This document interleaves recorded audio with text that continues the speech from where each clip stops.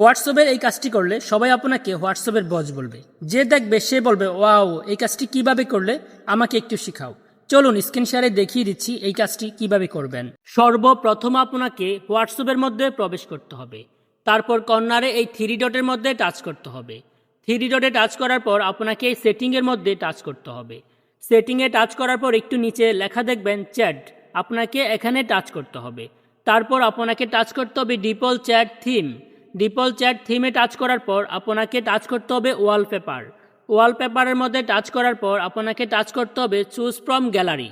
Choose from গ্যালারির মধ্যে touch করার পর আপনার এখান থেকে একটি ছবি সিলেক্ট করে নেবেন। সিলেক্ট করার পর আপনাকে আপনার এই টিক চিহ্নের মধ্যে টাচ করতে হবে।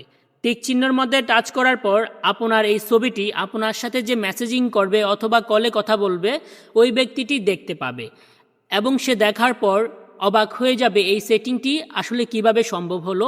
ভিডিওটি দেখে ভালো লাগলে অবশ্যই শেয়ার দিয়ে পাশে থাকবেন এবং ফলো দেওয়া না থাকলে অবশ্যই ফলো দিয়ে দিবেন।